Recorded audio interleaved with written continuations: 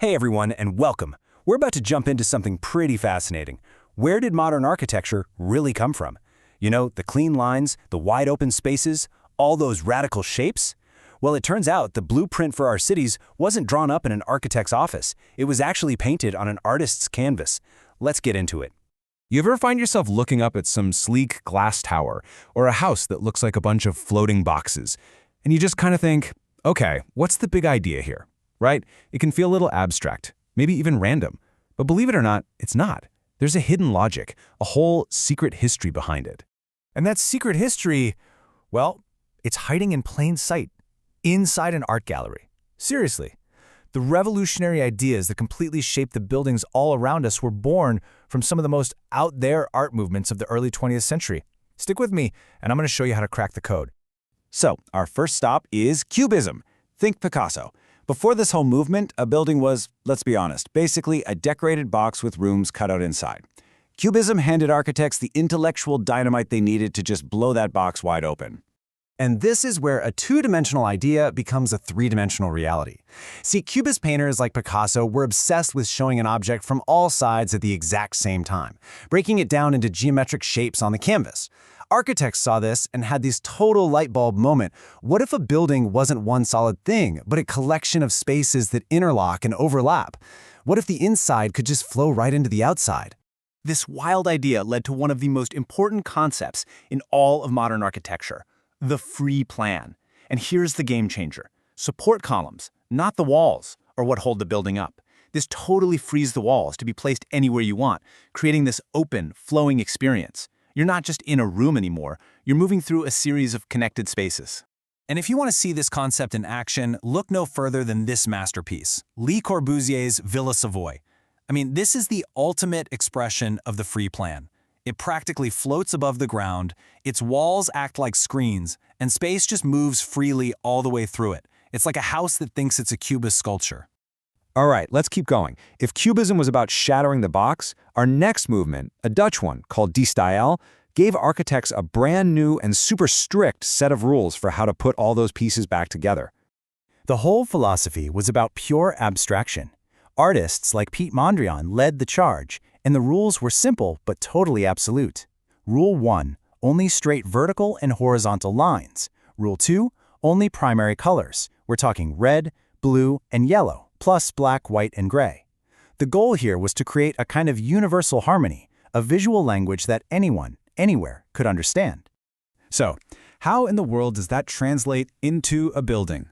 Well, it leads to probably the best description you could ever have of a D-style house. Imagine taking one of those Mondrian paintings, pulling its colored rectangles apart, and then arranging them in three-dimensional space. What you get is the ultimate Mondrian painting you can live in. And here it is in the flesh, the Schröder House by Gerrit Rietveld. Just look at it. The walls aren't solid containers. They're like these floating planes of color that just slide right past each other. The corners don't always connect. It's not a house in the way we usually think of one. It's a dynamic 3D composition that you can actually walk around in and live inside. Okay, so while some artists were busy deconstructing houses, others were dreaming up entire cities of the future. And now let's look at two movements that were completely obsessed with technology and progress, but, and this is key, in very different ways: Futurism and Russian Constructivism. So on one hand, you've got Italian Futurism. This was basically a love letter to the machine, to speed, to the raw energy of the modern world. Their vision, which you can see in these incredible sketches for the new city, was all about multi-level highways and gigantic skyscrapers. Then, on the other hand, you have Russian Constructivism. They weren't just about technology for technology's sake. They wanted to use industrial materials like steel and glass for a social purpose. This was art in service of a new society. And their ideas were, well, they were monumental. Vladimir Tatlin designed this monument that was a spiraling tower of iron and glass. And it was supposed to be taller than the Eiffel Tower. It was so ambitious, so out there, that it was never actually built. But here's the crazy part. It didn't need to be.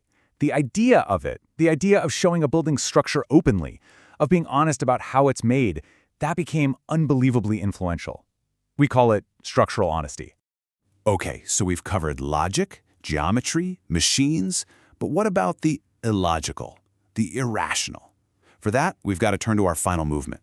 Surrealism, the architecture of the subconscious mind. So, Surrealism, led by artists like Salvador Dalí, had zero interest in the logical waking world. Nope, it dove headfirst into the world of dreams, of bizarre combinations, and weird melting forms. Which leads to a pretty big question. How on earth do you build a dream? Well, you can see its legacy all around us today, in a style that's sometimes called blobitecture. Yeah, really. These are buildings that totally reject straight lines and rigid boxes in favor of fluid, organic, and often really dreamlike shapes. The work of the late, great Zaha Hadid is a perfect example. Her buildings seem to ripple and flow, almost like they were captured from a dream and then somehow built out of concrete and glass.